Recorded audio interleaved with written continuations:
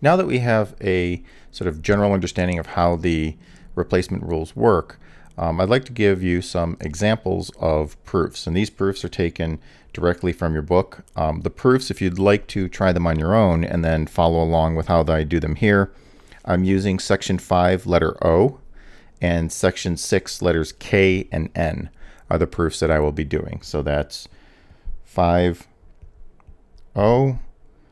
and 6K and 6N. So these are the problems that I'll be using to give you examples of how you would apply the replacement rules to the actual working of proofs.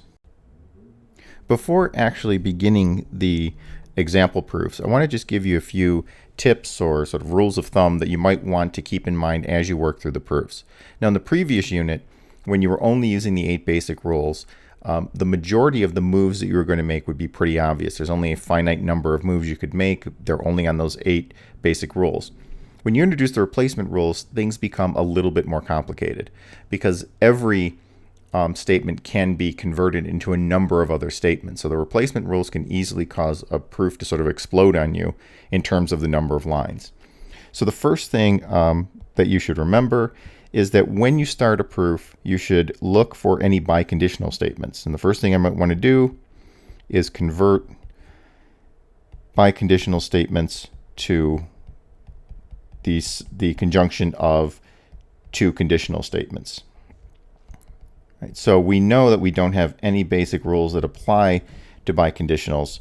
So whenever I see those in my proof, immediately I should be thinking to myself, I'm going to have to convert those. So it's a good idea to do those as early as possible in the proof. Now, it's not necessary that you do them, but it will be at least necessary if the biconditional is in your conclusion, because you're going to have to see the 2 conditional statements that are going to make up that biconditional so that you know what strategy to approach the proof with.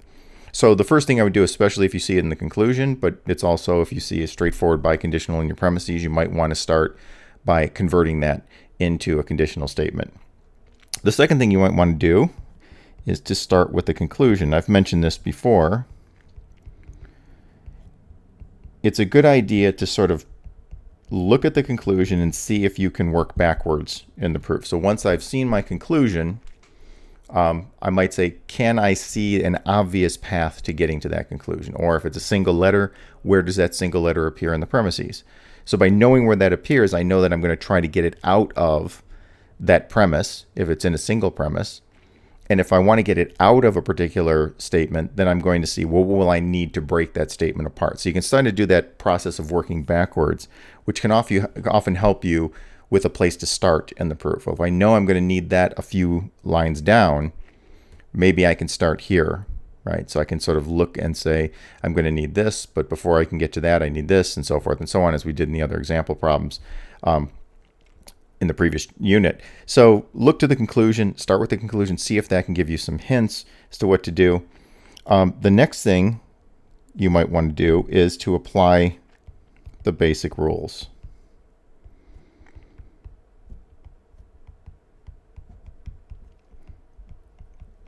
So once I've converted my biconditional statements and I've looked at the conclusions, sort of seen what I can do or where I might be getting my conclusion from, or at least the pieces of my conclusion, then the next thing is, are there any obvious rules that I can use from the 8 basic rules before I even start doing any replacement rules?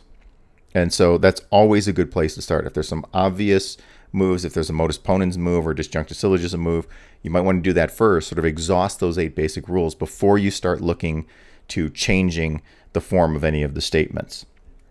Next thing you might want to do is then apply the replacement rules, obviously. The one place where you might want to start, and again, it's going to depend on the particular problem that you're doing, is you might want to start with applying the replacement rules to the conclusion. So oftentimes you'll look at the conclusion and say, I don't see how I'm going to get this. This is particularly true at this point when you have something like a conditional statement, a horseshoe statement. You might be looking and saying, how am I going to get a horseshoe statement from these premises? Well, one thing you might do is convert the conclusion into something else, maybe doing a conditional exchange move, changing into an or statement, for example. So that's one thing you might do, and then just sort of write off to the side. So you can put sort of in parentheses next to the conclusion, oh, here's what would happen if I did a conditional exchange on this. And by doing that, it gives you another thing to sort of look for in the proof. So sometimes getting to the conclusion might be easier if you get to one step before the conclusion. You say, oh, well, it would be easy for me to get to an or statement if I had a single letter that I could add to it, and that gets me the or, and then I can convert it into a horseshoe statement. So there's processes like that you can do. So sometimes after you've gone through and you've converted biconditionals, you've looked at the conclusion, you kind of see where you're going to get the pieces that you need for your conclusion from. You've done any 8 basic rules if you can, and you're looking now at the replacement rules. Before you even start on the premises, you might look at the conclusion and say, let me start there, and just sort of rework things to see if possibly there's something in the conclusion that the replacement rules would work. If you don't, once you've done that and you still don't see what you should do in the proof, then it might be time to go in and see if you can simply change some of the premises around it if you did something. So you can look for now your De Morgan's moves, for example, is a good one. Is there a De Morgan's move in here that would break things down into conjunctions that I could then simplify? So those are the sorts of moves then that you would look for. So these are just a few tips. Again, as you do more problems, as you try the problem in the book, check it in the back, go back to the problem. As you go through this process, you'll start to see these moves more and more easily. But when you're starting out, it can be sort of daunting when you start with all these rules that you can use and all these things that you can do. So these are just a few ways to just approach the problem. Okay, so here's our first problem. My conclusion is if B, therefore not C. And so now I'm going to go through the process, the sort of tips that I just mentioned to you. First, I'm going to look and see that there are no biconditionals in this. So I don't have to worry about doing any conversion of biconditionals. The next thing I might want to do is look at the conclusion and see, can I find my way from the conclusion to the premises? Well, it seems that with if B, therefore not C, I see in line 1 both B and C. So there's going to be a question, can I somehow get this, B, therefore C, therefore E? Is there some way I can get rid of the E out of that expression? So by possibly manipulating this, maybe doing some replacement rules on it, I'll be able to, using the other pieces in the proof, get rid of that E and be left with B, therefore not C. Now I can look at the conclusion and see, is there another form this conclusion can take? And so I do know that this, if I were to do, for example, a conditional exchange on it, is not B or not C. So that gives me a little bit of a hint too, that, well, if I could get not B or not C together, or even one of those letters individually, I could add the other. So that's a possibility. And it's also that if I do a De Morgan's on this, so if I think of this, this is my conditional exchange that I did, but if I do a De Morgan's on this, another thing I might get is not the quantity B and C. So any of these, if I can get any of those forms, then I know I can eventually work backwards to my conclusion. So this is just something to keep in mind. So notice that these things I've written here, this conditional exchange into Morgan's, this isn't part of the proof. This is sort of your own little cheat sheet on the side, right? So oftentimes it helps just to jot down some other possibilities. So as you're working through the proof, you might in fact stumble across one of those intermediary steps, right? Say, oh, look, I've got this. Now I know how I'm going to get to the conclusion. Now, if you don't see that, or if you go through it and that doesn't help, the next thing we can do is just look for our 8 basic rules. So I'm looking at my premises. Again, line 1, nothing I can do at this point with the 8 basic rules. Line 2 is the same thing.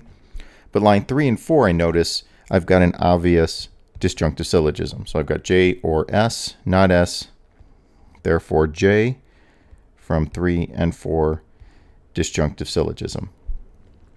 Now at this point, I would try to work with that J. Is there anything I can do with the J? Well, there's nothing at this point, but I do see in line 2, E therefore not the quantity J or H. So I'm going to do a De Morgan's on that. Now I might not know why exactly I'm doing the De Morgan's, other than it seems that that might be a little bit more helpful, just to get rid of that negation on the outside. So if I did a De Morgan's, E therefore not J and not H. And that would be line 2, De Morgan's. So that might prove to be a little bit more helpful in this case. So I look at this and say, that gives me something. I have J, not H. Is there anything I can do with this? At this point, no. So now I'm going to go on and notice another thing. This not J or H, if I had the opposite of that on another line, I could get not E. So I look at that and I say, wait a minute, I can get the opposite of that, right? So if I just simply add J or H, so I add the H to J, so that's line 5, addition, and then I can simply double negate the entire thing. And now I do have the opposite of line 2, right? So I have E, therefore not J or H. The opposite of that would be not J or H. And therefore I would get not E. Well, now I've got not E. And again, the only thing that seems relevant at this point is line 1 with that E in it.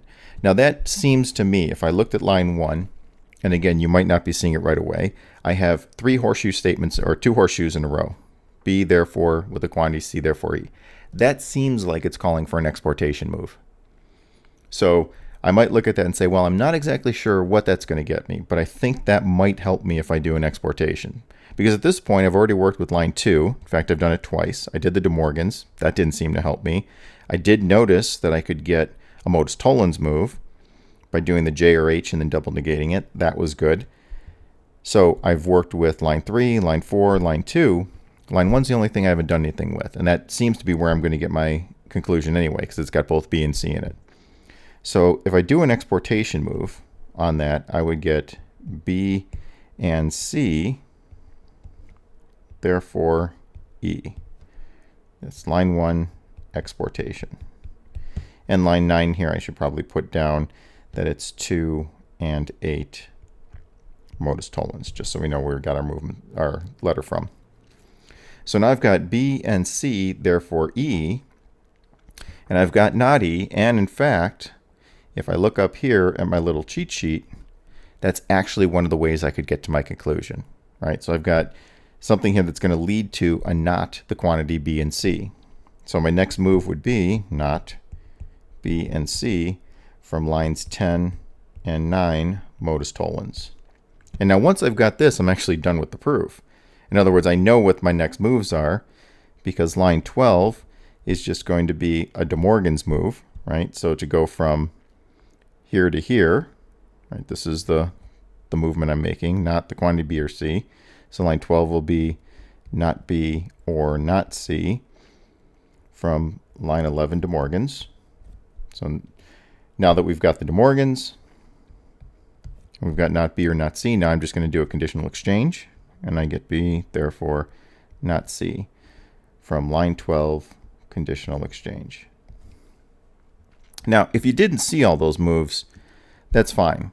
Sometimes especially when you're first starting out doing these types of proofs, a lot of it is trial and error, right? And it's good, in fact, to go through and say, have I done what I can with each line? So you'll notice when I was doing this, line 6 is not a necessary line. It was something I tried to see if it would open up some other opportunity, right? Would it lead to some rule I could use? It turns out in this case it didn't. Now it could have. I could have, of course, added H and then done some replacement rules to make a modus tollens using line 6 with my addition of H, and I could have done it that way as well. So for example, once I have not J and not H, that would have been actually converted back to not J or H, and then I would be doing the same move anyway. So this was an unnecessary move in 6. I could have played around with that, possibly doing something that was similar. But in reality, it was just a move I tried. It didn't work out. But then, again, looking at the next move, looking at the other possibilities, I found I sort of stumbled across the right thing to do. So that's going to be common. So when you're doing a proof, if you don't see the moves right away, that's fine. In fact, that's normally something that comes from simply practice, simply looking at the various premises, seeing common forms, noticing that oftentimes, for example, in our first premise here, these B, therefore C, therefore E, That's sort of an obvious looking exportation, right? If you look at your rules, the replacement rules, and then you look at line 1, you're going to say, this looks a lot like this this replacement rule. And then sometimes that's all it takes, is just seeing that connection. Now, if you do extra lines, and I've mentioned this before, there's nothing wrong with doing it. As I like to tell students, there's a difference between a valid proof or a good proof and an elegant proof. And by an elegant proof, I mean an elegant proof to me is a proof that uses the least number of lines necessary to get to the conclusion. So if you can use the least number of rules and get to a conclusion, that shows me a very elegant proof. The shorter it is, the more elegant it is. If, on the other hand, you get to the conclusion, but you do 10 extra moves, but all of those moves are legitimate moves. So you'll notice line 6, there is nothing wrong with that move. That's a legitimate use of the replacement rules. It just so happens that I don't need to do it to get to the conclusion.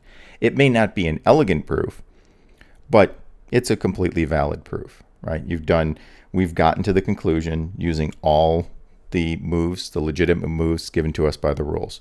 So don't worry so much about doing things you don't need to do. Just make sure that each of the moves you make are correct moves. So you'll never be, for example, lose points on an exam or a homework assignment because you did too many lines. You will only lose credit if you use those rules incorrectly. Okay, so with this next problem, I'm going to do the same sort of procedure. I'm going to start with looking at the biconditional statements. So in this case, I've got 2 in line 1 and line 3.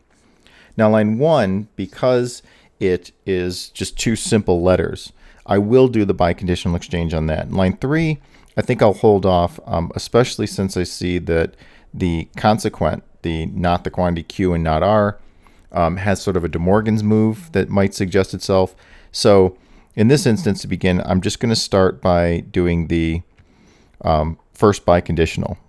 So the first thing I might do, just say P, therefore not Q, and not Q, therefore P. So again, I just might leave that there for now. Again, I don't see any other obvious moves. Again, line 2, I've got Q, therefore R. Again, doesn't suggest anything. Line 3, as I said, I do have what looks like a De Morgan's move. So I might just do that just to sort of change the form of that piece. So that becomes not Q or not R. So I've got that, and I look at that and say, well, let me get rid of those double negations. Again, just to sort of simplify it a little bit here. Q or not Q or R. Now at this point, I see that there is something that looks awfully familiar, and that would be with line 2 and line 7. So before I do that, let me put my justifications in here before I get ahead of myself. So on line 5, it was line 1 biconditional exchange, and this was line 3 De Morgan's, and then this is line 6 De Morgan's again. Or I'm sorry, that was double negation. So double negation. Okay, so now I notice this piece right here, not Q or R, and looking at line 2, I know that with a simple conditional exchange, I get not Q or R as well. So I can take here and say not Q or R from line 2, conditional exchange. Now the next move I might make is now to do that second biconditional. So now that I've got these two, line 7 and 8, that look awfully similar, let's see what happens when I do the biconditional exchange here. So I have T, therefore, not Q or R. And I'm going to put some brackets around here just to remind me, keep these separate. Not Q or R, therefore T. Now remember, I'm looking for P up here. So as I'm looking for that, I know that I'm going to get that out of line 1 at some point. So I'm just going to keep that in mind. Now line 1 has been converted to line 5. So I've got P therefore not Q therefore P. So what I'm really looking for is either Q or not P, right? So that I can do some kind of modus tollens move or even modus ponens move. If I get P by its, I can't get P by itself. I'd have to do a modus tollens move or a modus ponens move with the Q.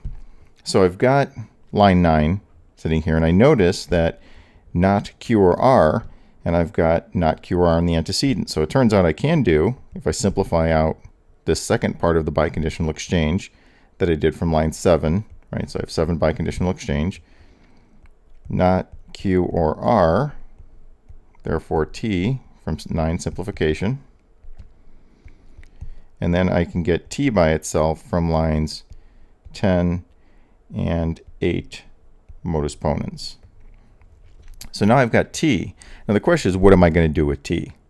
All right, so well, the one thing I can do is I notice in line 4 that I've got not the quantity T or W. Now, if I want the opposite of that, what's the opposite of that? It would be not T or W, or just plain T or W. Well, I've got T, so this makes it pretty easy. So I just say T or W from 11 addition. And then, if I want, I can just say not T or W from line 12 double negation. Now I do have the opposite of that, which is a disjunctive syllogism, right? So if I go here to line 14, I've got not the quantity T or W or not Q, not T or W, therefore I get not Q all by itself.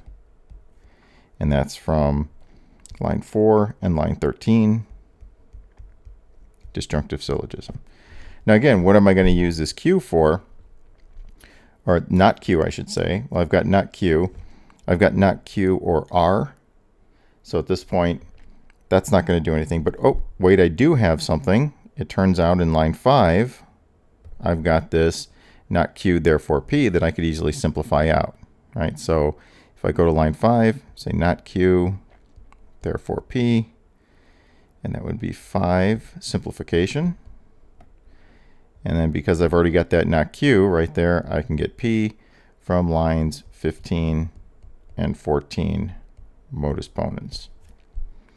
And there you go. So 16 line proof, not too bad. Now again, there's actually multiple ways you could have done this. So the way I've laid it out here is one way you could do it. There are other moves that you could do aside from this. So if your proof doesn't look exactly like mine, that's fine. Just make sure that each of the moves are in fact legitimate moves. Okay, so our last example proof.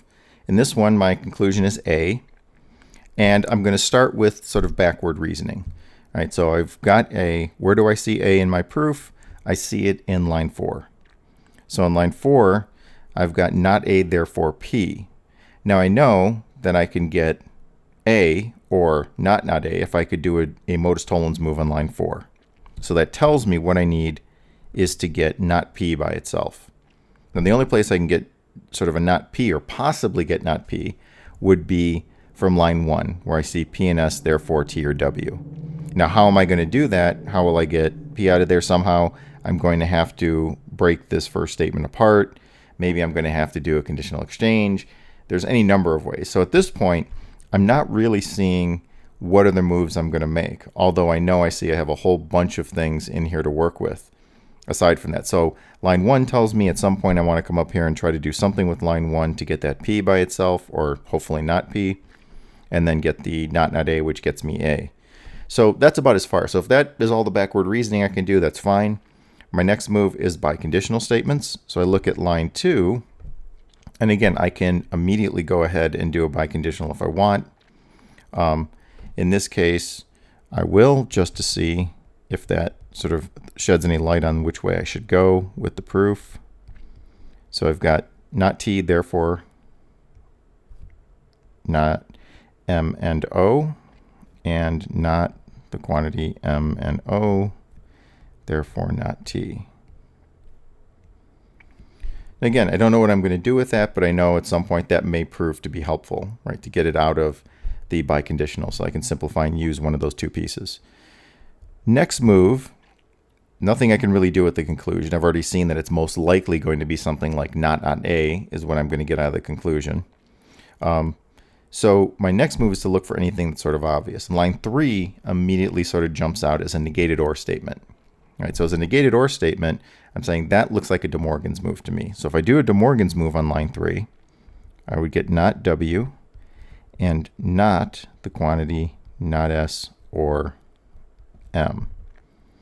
And that's line 3 De Morgan's. And I should again put in here 2 by conditional exchange. Sure, we have our justification. Now I see I've got a whole bunch of stuff here, right? So on line 6, immediately that tells me my next move should be to get that out. So 6 simplification, that gets me not W, not the quantity, not S or M, is also from 6 simplification. And then I see in line 8, I've got another De Morgan's move. Again, the reason I like these, especially negated OR statements, as I've mentioned before, is that they lead to single letters. And when I have single letters, those are more likely to allow me the flexibility to either create what I need or to use directly with some other premises that are already given to me. So I'm going to go ahead and do the De Morgan's again. So in line 9, I'm doing not S and not M. Line 10, I will just, so that was 8 De Morgan's. Line 10, I'm just going to go ahead and simplify those as well. So not S, 9 simplification, and not M, 9 simplification as well. Now when I look at this, I might say, well, now that I've got all those pieces, do they help me do anything? All right, well, I still don't have anything for line 1 that I can do. I do see something, though, that looks sort of similar. I do have a not M by itself. And when I look at the pieces I have here, it says, is there any way I could use this not M in, say, with one of the parts of line 5? So one thing you can do is sort of give yourself a little cheat sheet off to the side again. So I look at line 5, and I'm going to look at the piece right over here. And I say, well, not the quantity M and O. If I were to do a De Morgan's on that, that would give me not M or not O, therefore not T. Now remember, this isn't part of my proof. This is just my sort of my thought process. I see that that looks a lot more helpful than what I have here, because now I see that, wait a minute, I do have a not M. I don't have not O, but I can add not O to the piece I already have. Once I can create this part, I can get not T by itself. Now, what am I going to use not T for? That might be something I'm going to have to think about, possibly in line 1 is a distinct possibility. So let me just try that. Since I see that I can do that, my next move is going to be, well, let me take not M and add to it not O. Right? So that's 11 addition. Remember, I can add anything. Once there's something appears on a line, I can add anything I want to that thing. Now I've got not M or not O. I'm going to take that and change it into M and O, not the quantity M and O, from 12 De Morgan's. So basically just doing what got me from here to here. And I'm just doing the reverse. So now I've got that. Now all I have to do is get that second piece out. So in the line here, I'm going to take not M and O, therefore not T. And that's just 5 simplification. And then my next move will be a modus ponens move. Right? So I've got not M, not the quantity, M and O, therefore not T. I've got not M and O, therefore I've got not T. And that's from 14 and 13 modus ponens. Now that not T really seems to apply now to the first line. Like, what can I do with not T? The only other place, it's not going to do anything with line 5 again. So even if I simplified out the first half, notice this first half of line 5, what am I going to get? Not M and O, which I already have. That's about the only thing I can get from that in terms of a modus ponens move. But I look at line 1, and I'm going to do the same thing I did when I was looking at line 5. I look at line 1 and I say, well, how could I break that apart? Well, I could do it with a modus ponens move if I had P and S by itself. So I have S, but I don't have P. The other thing I could do is a modus tollens move. So a modus tollens move would be, well, if I had not the quantity T or W. So here again, let me do a little cheat sheet. So I said, well, if I had another line, not the quantity T or W, and that's the same thing. So if I do an equivalence here, that's the same thing as not T and not W. Well, I've got the not T, I already know, and it turns out I actually have the not W as well. So since I have those two pieces, I know I can just put those together. So on line 16, what I'm going to do is put not T and not W, and that's from lines 15 and 7, conjunction. And then, let's move this over here, give me a little space. I'm going to say not the quantity T or W from 16 De Morgans, right? So I'm essentially doing what I did here in my little cheat sheet. I've gone and just done that reverse up there. Now I can do that modus tollens move. So let's give myself a little space here. And go ahead and do this next part. So line 18 is going to be not P and S, and that's from lines 1 and 17 modus tollens. And then from that, I see an obvious another De Morgan's move, right? So I've got a negated and statement, not P or not S, and that's 18 De Morgans. And then line 20, not P or not S, seems easy enough to see that, oh wait, I've got not S. So again, I've got my disjunctive syllogism move. So again, going back to my rule. So at this point, if you're going through and you see, well, there's line 18, not the quantity P and S, why am I going to change that? Well, maybe you noticed line 10 that you had not S by itself, or maybe just say, look, not the quantity P and S isn't as easy to work with as an or statement, because then I can apply a rule like disjunctive syllogism, one of my 8 basic rules. So at this point, I just get not P by itself from 19 and 10, and that's just a disjunctive syllogism. And that not P, as I mentioned very early on, when I said, well, how was I going to get A by itself? Well, if I could only get it out of line 4, if I could do a modus tollens move, which I now can, because on line 4 I've got not A, therefore P, not P, therefore not A, and that's 4 and 20 modus tollens. And line 22, throw down here, is A from line 21, double negation. And there I've got my answer. So again, sometimes it's not looking at only what you have. Oftentimes it's, can I make something, right? So you'll notice in here in my sort of little cheat sheets, when I look at these things, part of it is, well, I see, for example, T or W. Can I get not the quantity T or W? How would I create that? Well, what else is not T or W? Well, that's not T and not W. Well, do I have those pieces? Can I put those together, do the De Morgans to make the piece that I need? So this is an important part about doing proofs, especially now with the replacement rules, is to not think about what you have, but what you could create given what you have. And that often will help you get through or get to the answers that you need in your proofs.